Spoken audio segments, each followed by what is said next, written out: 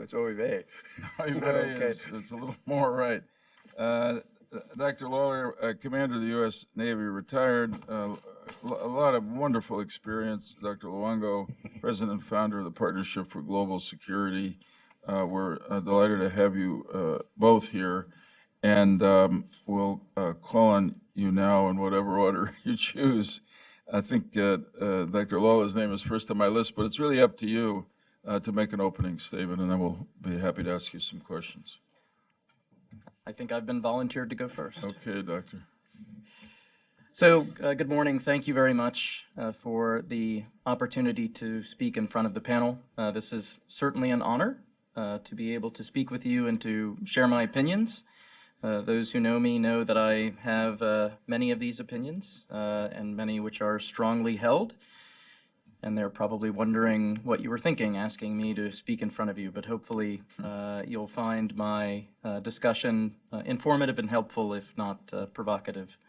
So one of the virtues I hope that I bring to the table is, as someone who's had multiple different perspectives in the biodefense and health security community over the course of my career, as a physician, as a responder in high consequence infection outbreaks internationally, as a researcher, a laboratorian, and a military officer, and as a White House policy staffer. And I think in these roles I've had the opportunity to feel the proverbial elephant, as it's said, from a number of different angles and points of view, and from that hopefully have somewhat of a unique idea of what that elephant looks like. And I think that to continue on that metaphor, that elephant in the room is the fact that we are woefully unprepared for these biological threats, these transnational threats. And that as we continue to face a growing spectrum of these threats, both naturally emerging and potentially deliberate, we're also living in a world that becomes increasingly interdependent and brittle. And I think that the West African Ebola outbreak was an excellent example of that, where events that occur halfway around the world now have profound and very rapid effects in the United States and in other countries. So because I usually can't remember more than 3 things at a time, I've tried to focus on 3 areas that I think are problems that our national enterprise has to grapple with to be able to move forward in better preparing our country. And then 3 areas that offer opportunities for solutions. So the first of these problems that I'd like to discuss is our lack of threat awareness and our poor situational awareness as it comes to these biological threats. I think it's evident from Governor Ridge's description of intelligence assessments of state-sponsored programs that we often see a bouncing ball of these assessments in terms of one year is one country is a threat, another year is another country. And I think this reflects the fact that our intelligence community has yet to be able to figure out how to address the biological problem appropriately. I don't think that the IC has sufficient staffing of personnel who fully understand the sphere of biological threats. I don't think that the intelligence community has appropriately resourced its efforts against these threats and has not executed sufficient human intelligence and other intelligence activities to be able to have a really strong comprehension of what the threat space is for deliberate threats, both from state actors and non-state terrorist actors. More concerning to me is actually our lack of situational awareness in day-to-day health activities in populations, both domestically and internationally, as it pertains to potentially emerging deliberate threats, but also naturally occurring threats. So, you mean on this one, to know when people are beginning to get sick?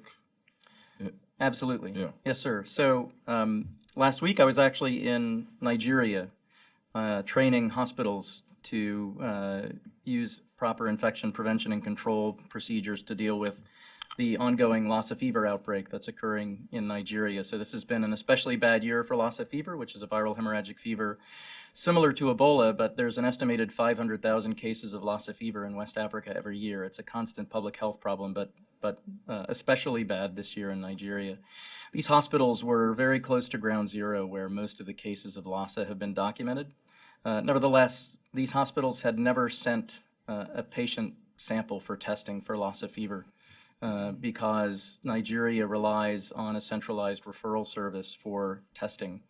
As a matter of fact, the diagnostic capabilities of these hospitals was woefully insufficient. They had a few rapid tests for malaria, hepatitis, HIV, and a microscope to be able to diagnose some parasitic infections, including malaria, but really no culture capability, no capability to diagnose any viral pathogens. And this is not unique to these hospitals. This is true across almost all of the hospitals that I work in the developing world. The fact of the matter is that we have very little idea of what's making people sick in most of these areas of the world. And we have public health surveillance systems that have been set up to try and gather these data, but at the end of the day, if you're not getting information from the bedside, those collection systems don't necessarily give you much value. So we are in the situation similar to the old adage of a drunk looking for his keys under the street lamp. We only have a few street lamps that are illuminated in these areas of the world. And we are relatively blind otherwise in terms of what's going on day to day in these populations. I don't think that we're always necessarily much better at disease surveillance here in the United States either. Certainly on a hospital basis, we have much more robust diagnostic capability, but there's still significant problems in connecting the clinical world with the public health world. As a practicing physician, oftentimes it's very difficult for me to understand what other diseases are being seen in my hospital at that time, not even what's happening across the city or what's happening across the state. And to be able to understand those events in real time, I think, is critical to really being able to defend ourselves against what are rapidly emerging events. The second problem that I see in our national enterprise, to be honest, is ourselves. It's the government structure that has been established to deal with these threats. So in my time in the government, I can honestly say that I met some of the most intelligent and dedicated people working in this space that I've ever worked with.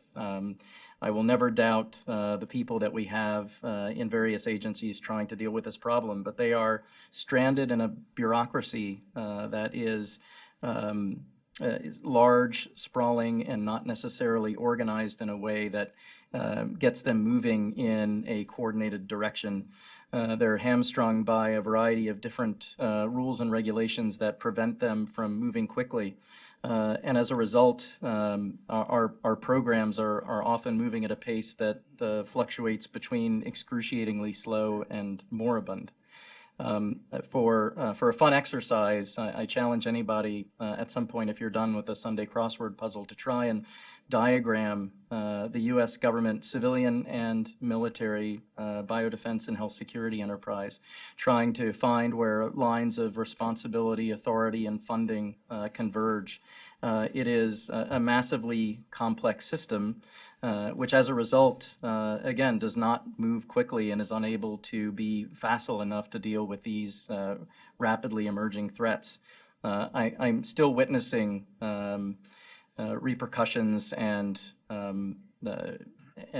new initiatives coming out of policy discussions that I was part of 10 years ago that are now just coming to fruition, or issues have not been resolved that were decided upon 10 years ago. For instance, DOD had put out a memo over 10 years ago saying that naturally emerging and deliberate threats in the Chem Biodefense program really shouldn't be separated. We should be dealing with those together, and funding should be able to go between both of those. But we still run into problems with cooperative threat reduction programs and with the Chem Biodefense program where program managers say, well, we can't do work on that agent because we only do select agents. That's what our task is.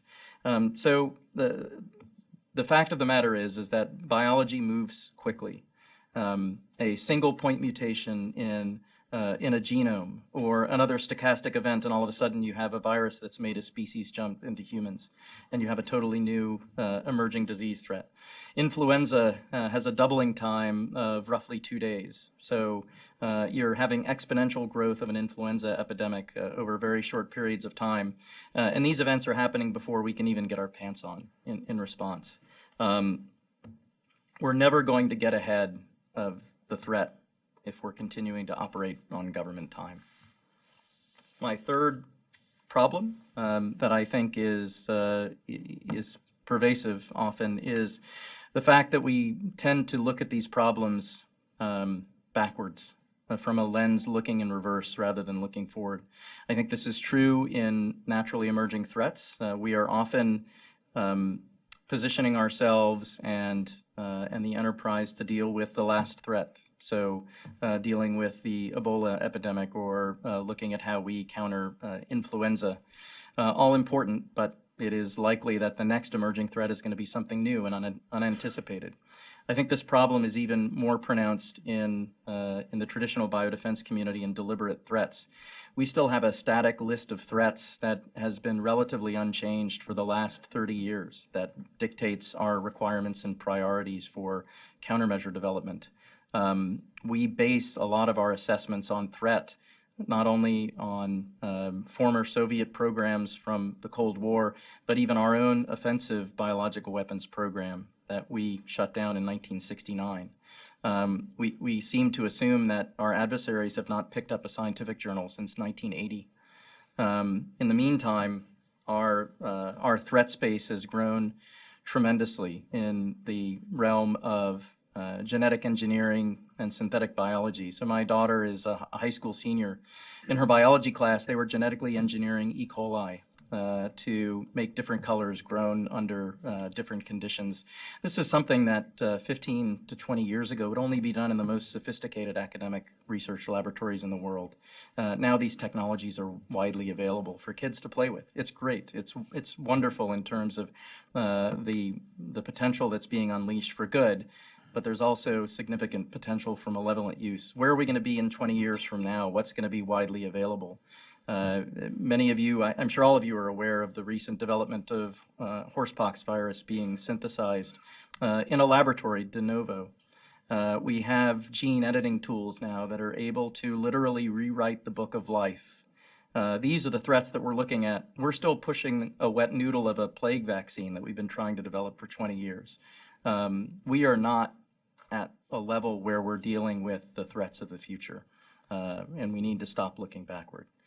So I will stop my depressing rant now and move to the three things that I think are opportunities where we can move forward and we can improve. And the first is to simplify our organization, so how the government is positioned to deal with these threats. So certainly there are many state and local jurisdictions that have capability to manage these types of threats, but from a transnational level, we've ceded most of that responsibility to the government, perhaps without a full policy discussion of whether that was the right solution. But I think certainly we can streamline and make much more efficient the government organization that deals with the biodefense enterprise to make lines of authority, responsibility, and funding align with each other so that there are people who are truly accountable for progress. And that is, I think, a very important step that we can take. The second thing is that I think we need to look at how we can be creative in moving some of these functions outside of the traditional government space. I think we're in a situation analogous to many industries who, faced with these types of daunting problems, create a separate entity. They create a skunk works to really look at how they can be innovative and not harness to the legacy of the bureaucracy that's built up over years and decades.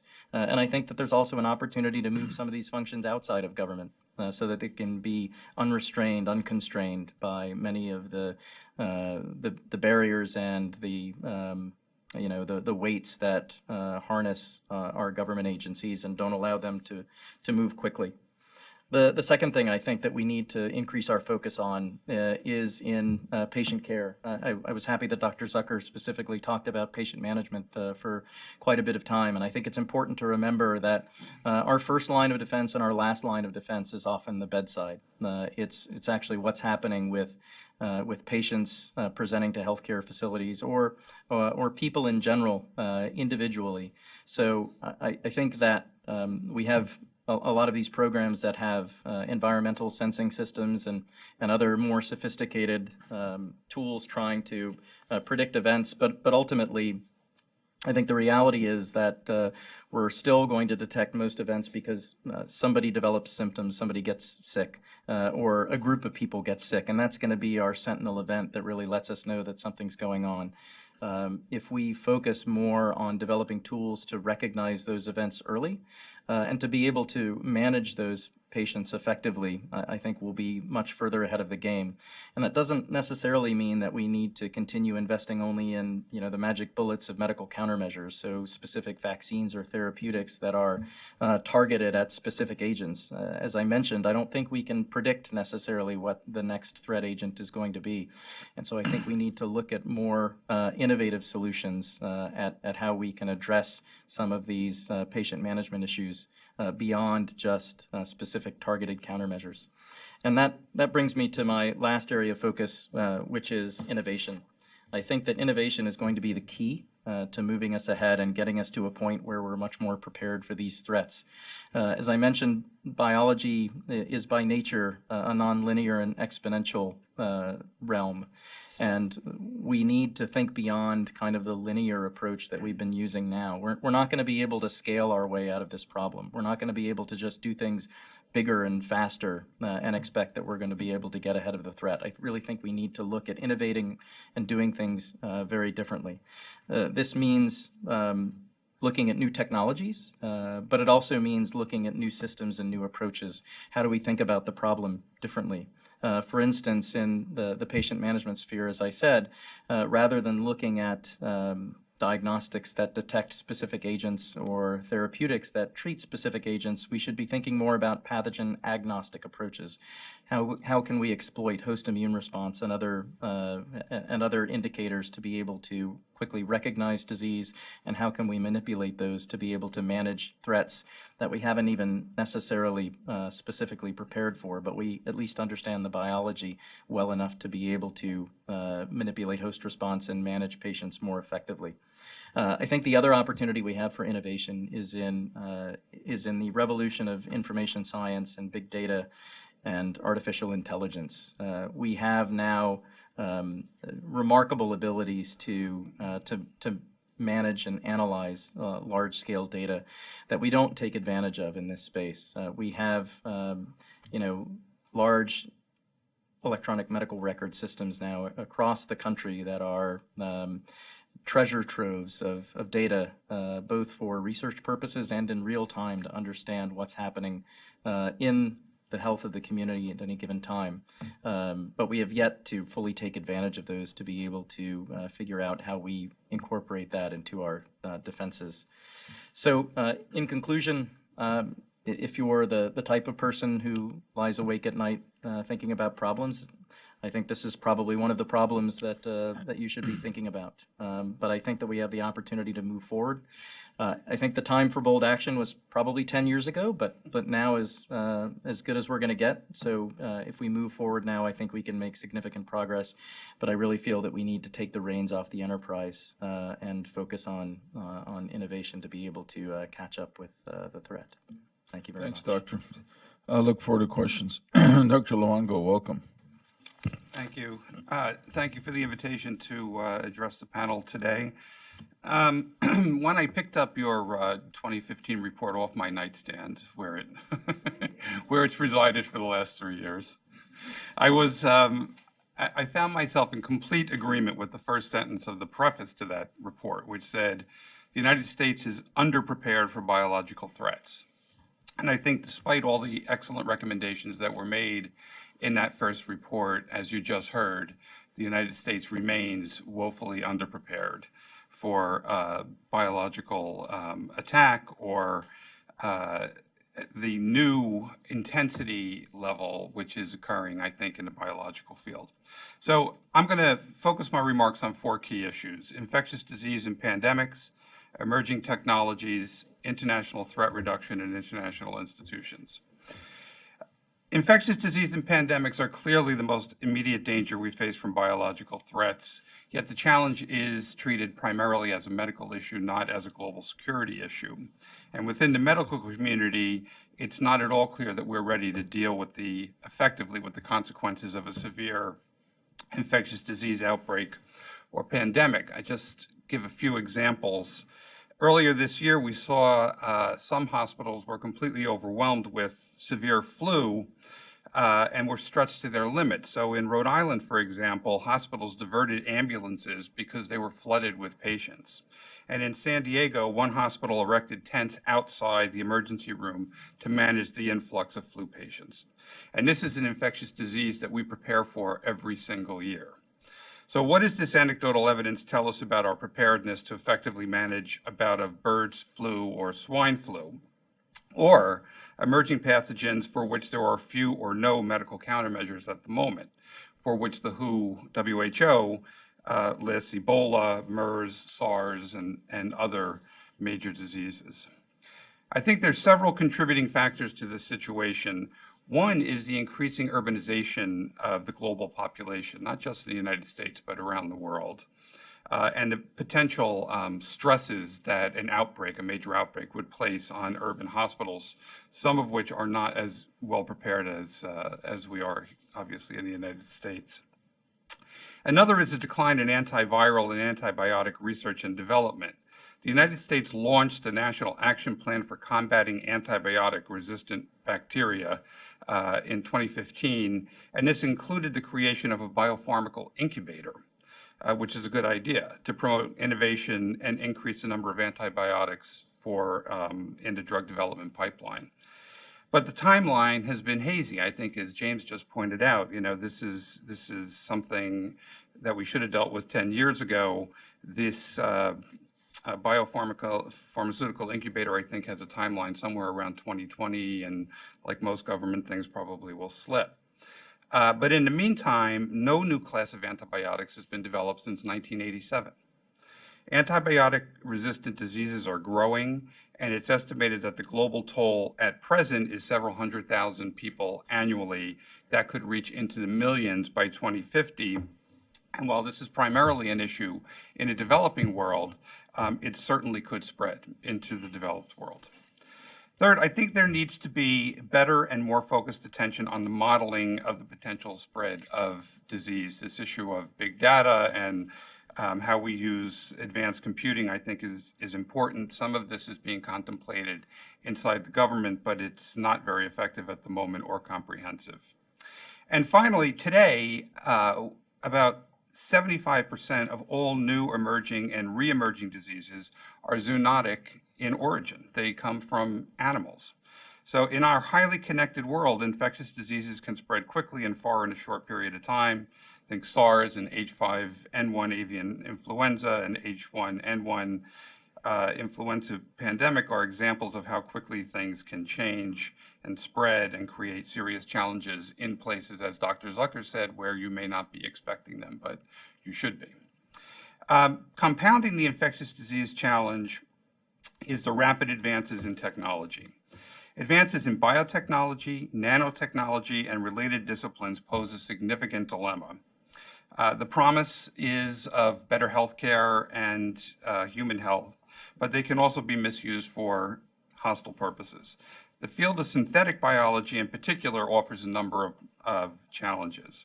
It combines chemical synthesis of DNA with genomics to enable the rapid manufacture of DNA sequences or the assembly into completely new, unknown genomes. From a risk perspective, the ability exists to create new biological systems and organisms that can be used for malicious purposes. Much of this field, this is an interesting phenomenon, I think, that exists in a lot of these dual-use areas. In the democratic world, much of this advanced technology exists in the private sector. In the authoritarian world, it is controlled by the government. But in neither case is there very much transparency, either for commercial reasons or for secrecy reasons. So this raises questions about what is going on in the laboratory and how governments with control over the technology are managing it and for what ends. Major biotech countries, including the US and those in the European Union, have national frameworks and legal requirements governing biosafety and biosecurity. But the governance activities of other major biotech countries like China and Russia are much more opaque. There are also a few global rules governing synthetic biology activities. The Biological Weapons Convention obviously bans biological weapons. The Australia Group is an informal association that formed a synthetic biology advisory board in 2008. There's a synthetic biology code of conduct that outlines best practices, and that was driven in particular by concerns about the use of synthetic biology to create bioweapons and for bioterrorism. But the adherence is voluntary, and while it has some real value in terms of looking at databases against customer orders and then also making sure that customer orders are legitimate, it does not have the force of law. It's purely voluntary, and it's not universalized as well. While the governance process seeks to catch up with the rapid trajectory of biotechnology, the industry is undergoing additional changes, and I think this is a point that James made, which is that we're really behind the curve. So biotech is being significantly impacted by advances in data processing, artificial intelligence, and by nanotechnology. In the United States, the DARPA, the Defense Advanced Research Projects Agency, is looking at how synthetic biology can lead to advanced nanotechnology through a program called Living Foundries. The goal is to standardize and streamline the genetic engineering process so that it can more easily and inexpensively provide new materials, capabilities, and fuels and medicines that are built in a Lego-like fashion, creating these biological mini-machines. So while this may benefit the needs of the US military, it can also be replicated by other governments that may not have the same intentions that we have. In my view, as long as biosecurity regulation and oversight remains mostly national, primarily national, and globally uneven, the world will face greater biovulnerability. And as life science continues to advance, more transparency and oversight will become more important. One of the ways the United States and its allies have attempted to increase transparency at locations and in research has been through its threat reduction efforts, primarily the Department of Defense and the Department of State. A lot of these programs grew out of the old Nunn-Lugar program, which were focused on Russia and the former Soviet states, but now we have no access in Russia, and they were looking at other opportunities. In particular, DoD, I think, is working in Africa. The Department of Defense's Cooperative Biological Engagement Program is really looking at global health threats and helping partner nations to improve biosecurity, biosafety, and also support the disease surveillance of traditional select agents and emerging pathogens. In 2014, I think this was also noted in your original report, the Global Health Security Agenda was launched with the goal of creating an international partnership that didn't just include governments, but also included non-governmental organizations and international organizations to strengthen the barrier against infectious disease and elevate global health and security as a global priority. The one important thing to note there is that while we, all of our European allies, our Asian allies, and China are members of this, Russia is not. And so what continues to happen in Russian biological research, I think, remains a serious question. I think all of these efforts are worthwhile, but I think they've also left a number of dark corners in the bio world unlit. So then it falls to the intelligence community to determine what activities are occurring in what countries, and countries like Russia, Syria, and North Korea. And here, I just would anecdotally note, about 10 years or so ago, a reporter for Science magazine was let into North Korea. on a science tour. And almost exclusively, the North Koreans wanted to show him their biological research facilities. So I thought it was fascinating, since they are involved in chemical and nuclear and in bio. So we don't know exactly what is going on in all of these dark corners. Their biolaboratories are small, they're difficult to monitor remotely, and there's little of the large infrastructure, equipment, and signatures that are, for example, associated with nuclear programs. Historically, and in this regard, I really agree with what James had to say. Historically, the amount of intelligence community person power that has been devoted to this bio threat issue has been small. And while I haven't kept up with it in detail, it doesn't seem like it's grown significantly in the recent past. There are also challenges beyond states that are posed by non-state actors, including terrorists. State-supplied bioweapons to terrorists are one pathway of concern, but there's this growing DIY bio community, which I think has now spilled over apparently into the high schools. There's useful information, I think, from the National Science Advisory Board on Biosecurity regarding DIY bio, but that was back in 2011. In the meantime, terrorists have become more brutal and are better resourced than in the past. And Western intelligence agencies have stated that the Islamic State has been trying to develop biological weapons at its bases in Iraq and Syria. Syria itself is suspected of maintaining a biological weapons program. One thing I would say about Syria is that the trend is a little disturbing. So I think there's some uncertainty, as James said, one day the intelligence community says this country is a threat, the next year it says that country is a threat. I think it's pretty clear that there's some biological weapon program in Syria, but their unrestrained use of chemical weapons, their cooperation with North Korea on building a nuclear reactor, I think all of those things should give us a lot of pause about what's happening in the Middle East, and particularly in that war-ravaged country. Overall, I think that given the myriad international challenges that the U.S. government has had to deal with on a daily basis, and the lack of a bio attack on the United States has lowered the priority of bio threats in this country, and I think that that's a mistake. Finally, let me turn to international institutions. As the panel has earlier reported, and I think we just heard, the U.S. government desperately needs to get better organized on addressing and preventing bio threats. But the point that the panel also made in their previous report was that global prevention and response capability will not come from WHO at the international level. It will come from nations that agree to make it a priority. And then I thought there were some very, very sound recommendations about public-private partnerships and how to deal with this issue of not operating necessarily just on government time, as James pointed out. In my work in the bio area and in the nuclear area and other transnational security issues, I found that the challenges of the bio area are similar to those of other areas in terms of the transnational characteristics that identify it as a transnational challenge. There's a disconnect between governments and the private sector, which I think is something that needs to be remedied. There's an inability to coordinate effectively by breaking through silos as opposed to building silos higher, which is the natural tendency in governments, and particularly in Washington.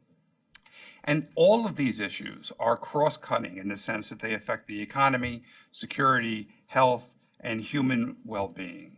So my recommendation would be that as we work through each of these individual challenges, we should also identify whether there's a model that could apply to all of these transnational challenges that could help us streamline our approaches to them. So thank you very much.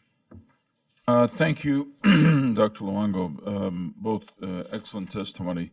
I note, and our staff, I'm sure, has noted too, that both of you stressed two things. One is documented or described and in our own way responded to in our reports, which is the lack of organization in biodefense generally in the U.S. government, probably a waste of money and probably a failure to spend enough in other areas results from that. But specifically, in terms of preparedness or detection, that we're not spending enough in the intelligence community on the biological threat. And I think that's something that we will take your warning on and focus on. On the question of surveillance and more than that, really early warning, we have looked at the BioWatch system, which was the domestic system installed in different parts of the country to detect a biological attack early on, and found it really wanting, really a waste of money at this point. We also noted, spent less time on it, frankly, but came to the conclusion that the Department of Defense has a better system for detecting biological agents that might be used against our troops in the field. And I wanted to ask you both whether you had experience with this, particularly starting with Dr. Lawler, whether our judgments on both civilian and defense are correct. And if so, how can we move the civilian expertise more into the, the defense expertise more into the civilian sector? Yes, sir. Great questions. I think, first of all, for what it was, a system that was rapidly thrown together in response to a perceived emergency, and using the technology of the day, that the BioWatch system probably performed better than many people would have expected. But that being said, clearly it's based on very obsolete technology. There are many issues in terms of its ability to rapidly detect events and also to drive decision making, which is another issue in terms of how it connects with the public health community and how public health officials can make decisions off of that. I don't know that I would necessarily characterize DoD's environmental detection systems as better. Okay. I think there are some attributes they have which are superior in potentially their ability to characterize events and potentially sources more effectively.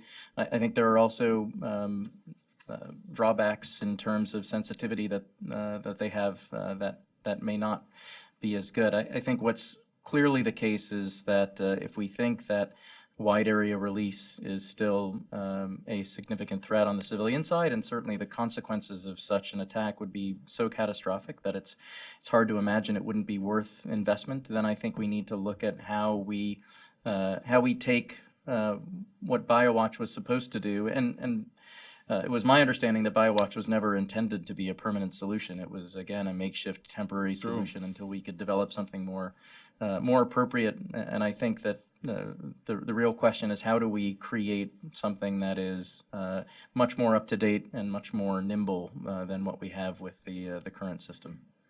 Can I follow on that? Please. Yeah, BioWatch has been around now for 15 years, and we've had this repeated refrain. Nobody thinks it was well-intentioned way back in 01 and 02 and 03, where 15 years later, we haven't had a witness or a soul that thinks it's even remotely effective, given the nature of the threat. What do we do other than complaining about it? And I mean, everybody in this space has concluded it is not what we need. 15 years worth of conclusions, but no single particular action. If you could wave the magic wand, what would you say?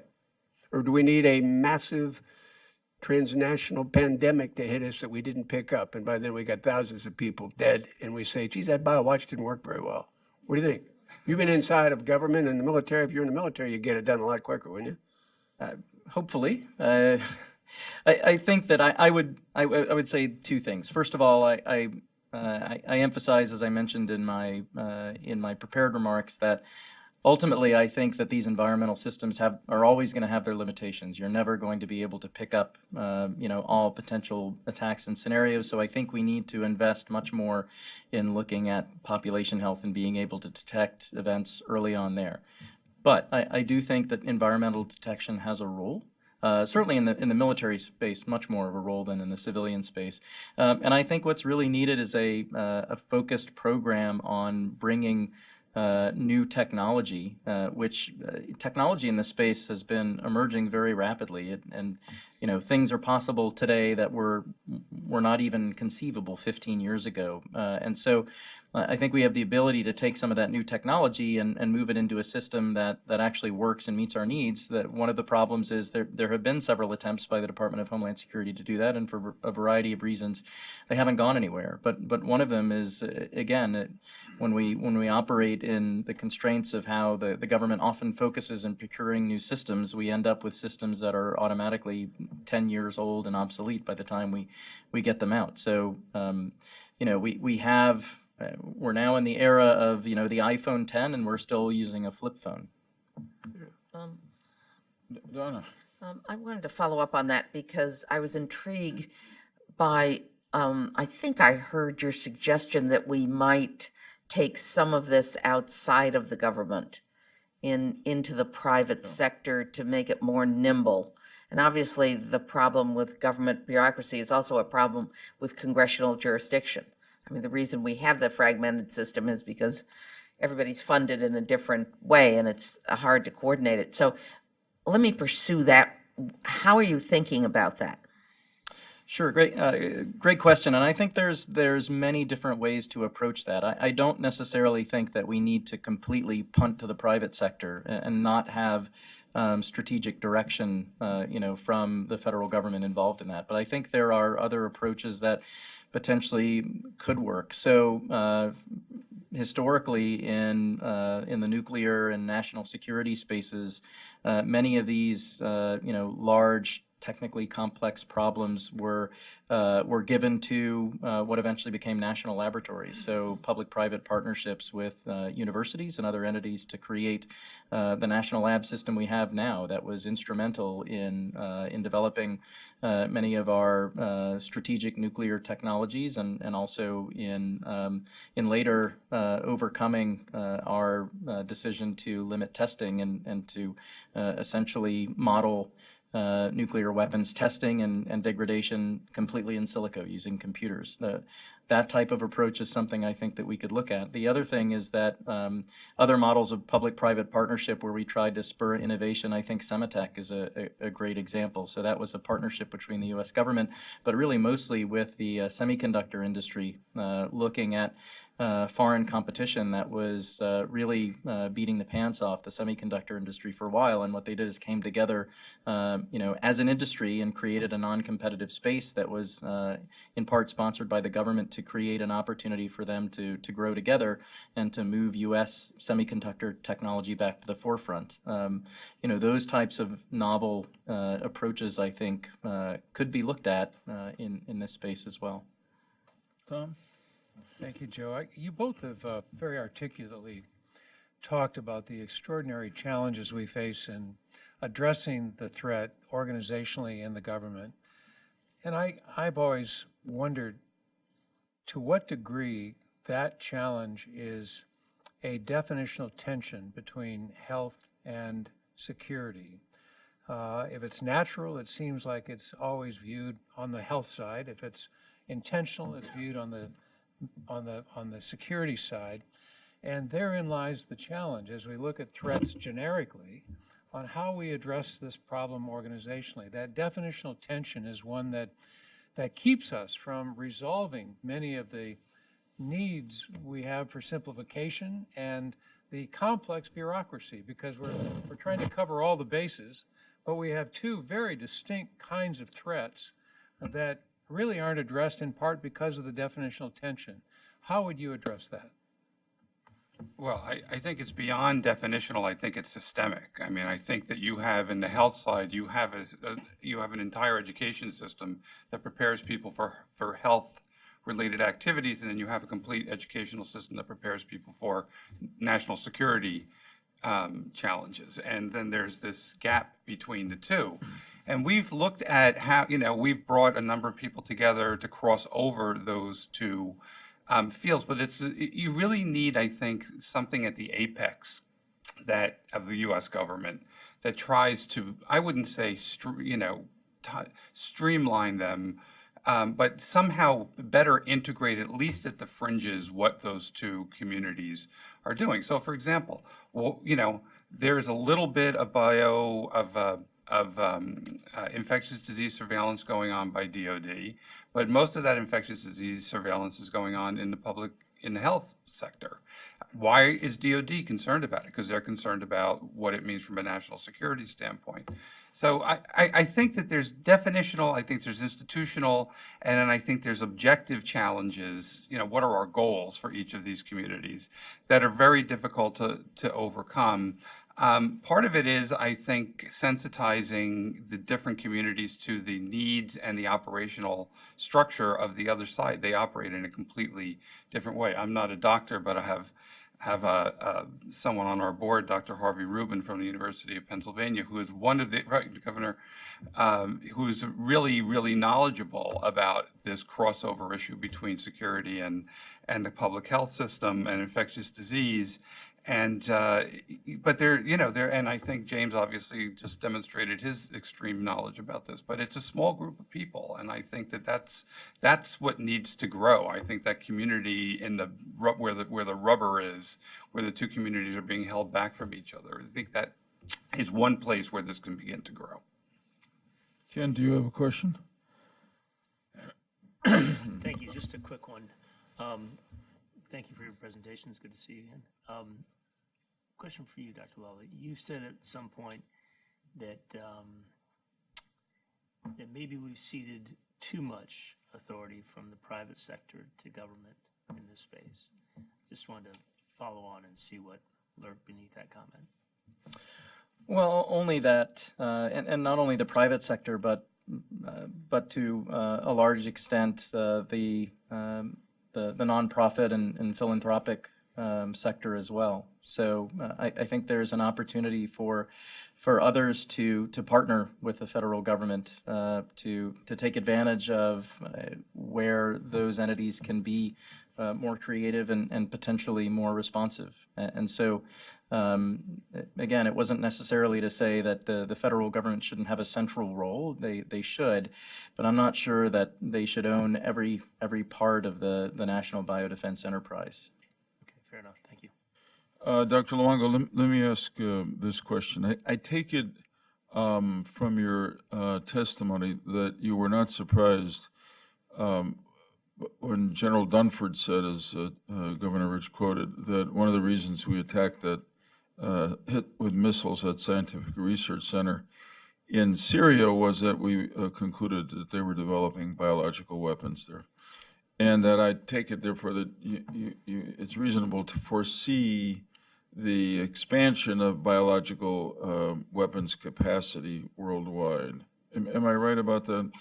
Yeah, I think this is, I think that James just gave a great example of high school students working on gene editing that wasn't available 15 years ago. So if that's happening in the United States high school, what's happening at a sophisticated level in countries that are competitors and enemies of the United States? So I just, for one example, leaving aside Syria for the moment, Russia has probably the largest biological weapons complex in the world during the Cold War.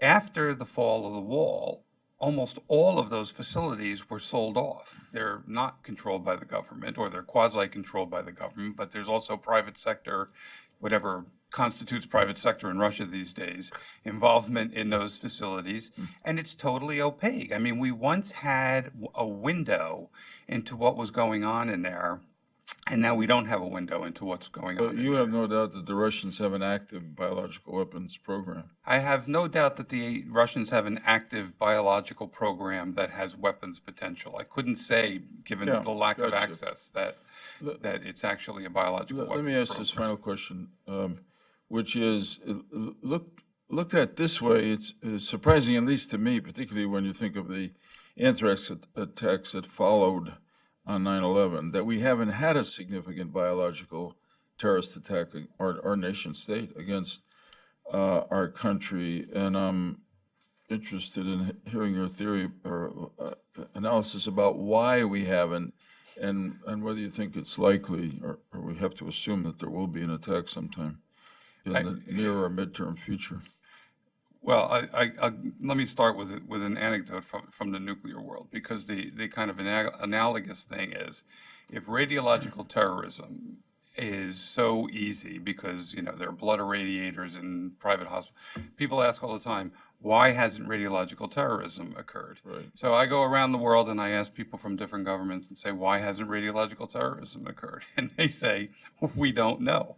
So, I do think that I think it's the same with bio. I think there's a threshold issue that once crossed, I think opens a real Pandora's box. And I think an intentional biological attack, not a non-state actor, but a state intentional biological act, is a serious piece of business. And I think that that's a crossing of a threshold that we haven't seen yet. And I think there's some reticence to do that. The terrorist issue could just be that they haven't mastered yet the ability to make the pathogen robust enough.